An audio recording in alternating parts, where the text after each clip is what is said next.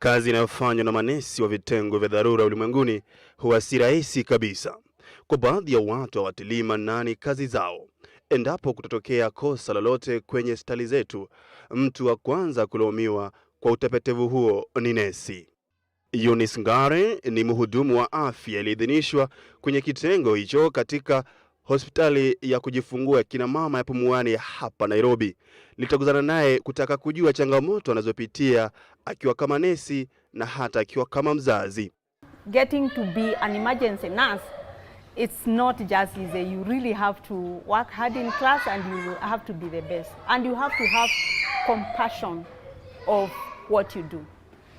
So I want to tell them that they can continue being emergency care nurses and God will really bless them because the work they do, not even overtime.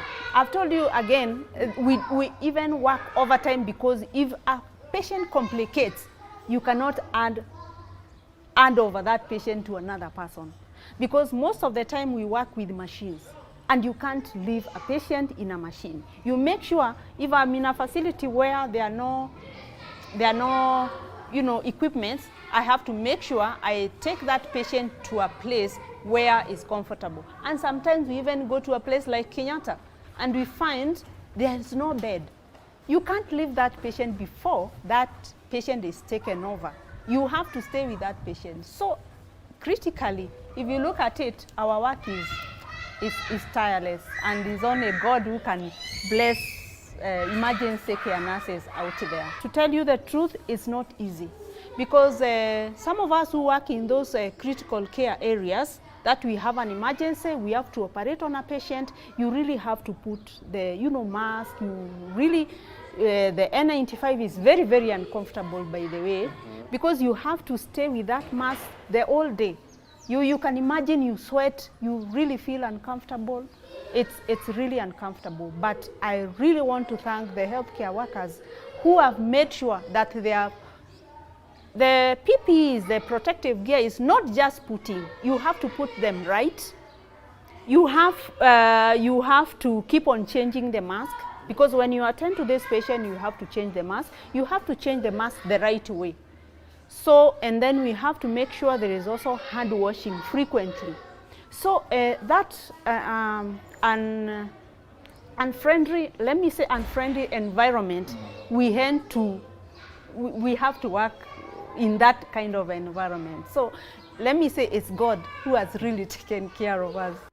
Licha serikali kugatua sekta ya afya, Ngare anahisi kwamba siku moja changamoto anazopigana nazo zitazikwa kwenye kaburi la sahau. Hitches of national, the county government and Nairobi Metropolitan, we are hoping, personally I'm optimistic that within the next 2 years, these problems are going to be over because we are seeing a very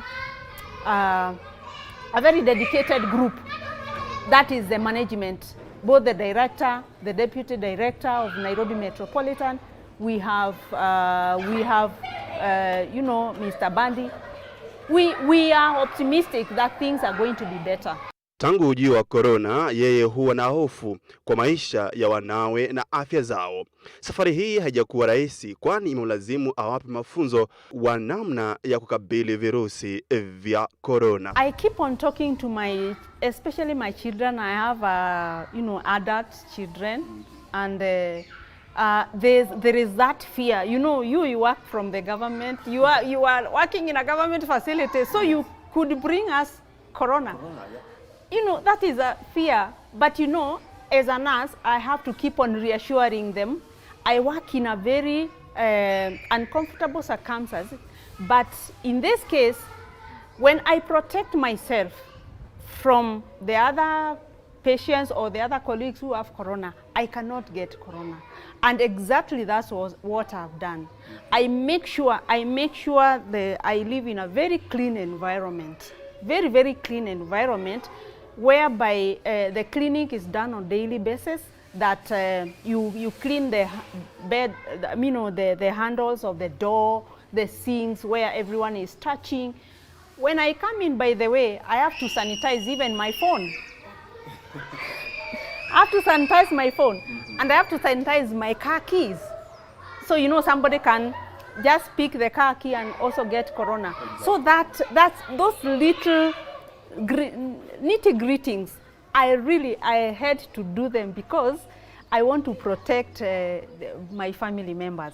Na kama tu binadamu yoyote wa kawaida, Ngare hutimiza wajibu wake wa kinyumbani kama mke na mama watoto wake. Hapa nchini tunafaa tuwape hongera na kongole kubwa kwa manesi wetu kwa kazi kuntu wanayofanya kuokoa maisha ya wagonjwa. Mwalusemesha, runinga ya Switch.